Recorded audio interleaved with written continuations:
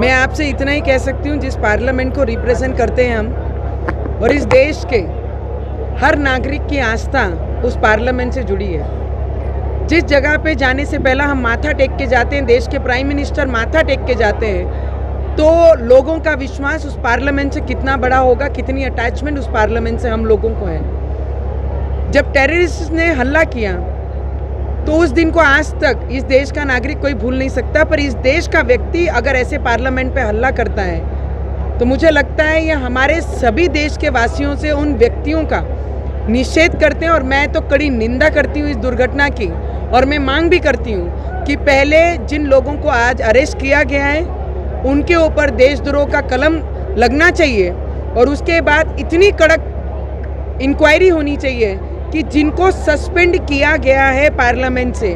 उनके रिलेटेड ये लोग हैं। और मेरा बहुत आई एम वेरी श्योर कि ये लोग कहीं ना कहीं उनसे अटैच्ड होंगे, और इसी के कारण ये तरीके का दुर्घटना, हल्ला और आंसू गैस जो पार्लियामेंट में फेंके गए, ये उनके ही रोष का एक प्रतीक आज हमारे पार्लियामेंट में दिखा है। तो मुझे लगता है कि देश के लोगों को, एक वो समय था जब टेररिस्टों ने हल्ला करके हमारे लोगों को दबाने की कोशिश की, पर आज देश के कई लोगों को उनके करतूतों से पार्लियामेंट से बाहर किया गया। एक मत से मतदान हुआ और उनको बाहर 24 तक रखा,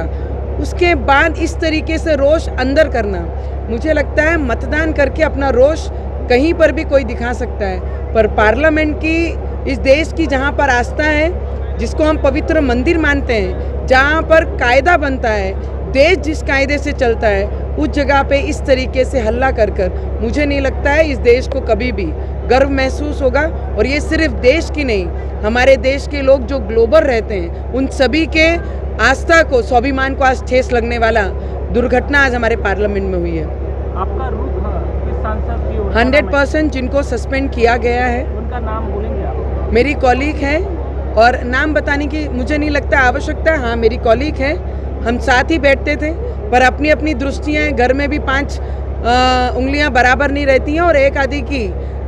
विचारधारा कुछ अलग हो सकती है, इसके लिए शायद एक मतों से उनको हाउस से बाहर किया है। तो ये उनके साथ में रिलेटेड, संबंधित ये लोग होंगे। मेरा सीधा सा आरोप है कि उनके ऊपर देशद्रोह पहले लागू हो और उसके बाद इंक्वायरी हो। 100% मेरी फ्रेंड है महुआ मित्रा, तो उनको जिस तरीके से सस्पेंड किया गया, उनके जो शब्द रहे हैं पार्लियामेंट में, पार्लियामेंट के मर्यादा से बाहर, जो करप्शन के रिलेटेड उन्हें एक मत से बाहर किया गया, ये लोग उनके संबंध में 100% कहीं ना कहीं अटैच्ड होंगे। तो ये इंक्वायरी ज़रूर होनी चाहिए, और ये सभी पे देशद्रोह भी लागू होना चाहिए। पहिले ते जे संसदेमध्ये झालं आहे, ज्या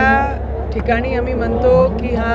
पवित्र मंदिर आहे, जिथे लोकांची समस्या, देशाचे विषय तिथे येतात, तिथून नियम कायदे आम्ही बनवतो,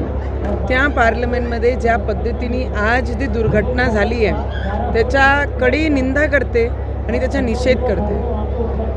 कोणाचे किती मनात कोणाबद्दल राग आहे,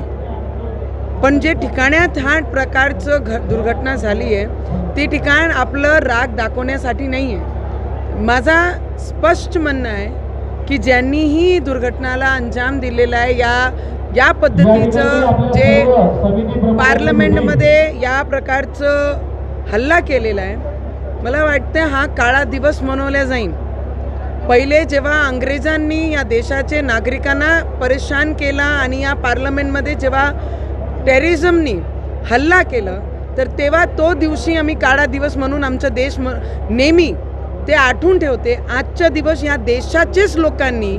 या पार्लियामेंटमध्ये पवित्र ठिकाणी या पद्धतीचं जे व्यवहार केलं, मला वाटते सगळ्यात पहिले त्यांच्यावर देशद्रोह झाली पाहिजे, मग नंतर त्यांच्यावर चौकशी झाली पाहिजे। कारण बरेचसे लोकांची विनंती असतात आमच्या मागे की आम्ही त्या पार्लियामेंट, नवीन संसद बनला आहे, आम्हाला तुम्ही पास द्या, तुमचे पत्र द्या, आम्ही आतमध्ये जाऊ, आम्ही पाहू। या पद्धतीची जेव्हा भावना ते आम्हाला कळवतात, तर आमच्यासारखे लोकप्रतिनिधी त्यांना पत्र देते, मग पुढे आम्ही बिर्ला साहेबांना विनंती करतो की त्यांना एंट्री पाससाठी तुम्ही परवानगी द्या। हे सगळे दिल्यानंतर जी ठिकाणचं, ज्या देशाचा स्वाभिमान आणि या देशामध्ये राहणारा प्रत्येक व्यक्तीचा अभिमान जे ठिकाण आम्हाला पार्लमेंट वाटते त्या ठिकाणी अशा पद्धतीचं हल्ला करणं हा आमच्यासारखे लोकांना नाही, आम जनतेची भावना ज्या ठिकाणी जुळलेली आहे की इथून नियम कायदा बनन आणि या देशाचे नागरिक त्याला इम्प्लिमेंट करन आणि इम्प्लिमेंट केल्यानंतर हा देश पुढचे लेवलवर पोचन, त्या ठिकाणी या पद्धतीचे या देशाचे नागरिकांनी मला वाटते ज्यांना सस्पेंड केलेलं आहे त्यांचे संपर्कात हे लोक होते आहे की क्या कोणती पद्धतीने पहिले ज्या लोकांना पकडला त्यांच्यावर देशद्रोह झाला पाहिजे आणि त्याच्यानंतर प्रत्येक गोष्टीची चौकशी त्या लेवलचीच झाली पाहिजे की हे आढळलं पाहिजे कोणाचे संपर्कात होते. And I am damn sure की याच्यामध्ये ज्यांना सस्पेंड करण्यात आलेला आहे त्यांचा मोठा रोल होऊ शकते, त्यांच्या रिलेटेड हे संबंधित लोक राहील. खासदार मोहितरावकडे आपला आरोप आहे का? 101% दादा, कारण आपण एक पार्लमेंटची लेवल मर्यादा, काही मर्यादा असतात त्या पार्लमेंटला आणि त्या पार्लमेंटनी जेव्हा निर्णय घेतलं एकमताने, जेव्हा सांसद लोकांनी आतमध्ये मतदान केलं आणि त्याच्यानंतर कोणाला त्या संसदेमधून बाहेर काढला 24पर्यंत, तर मला वाटते डेफिनेटली हे त्यांनाच, माझी जी कलिग त्यांना सस्पेंड केलं त्यांच्या रिलेटेड संबंधित असून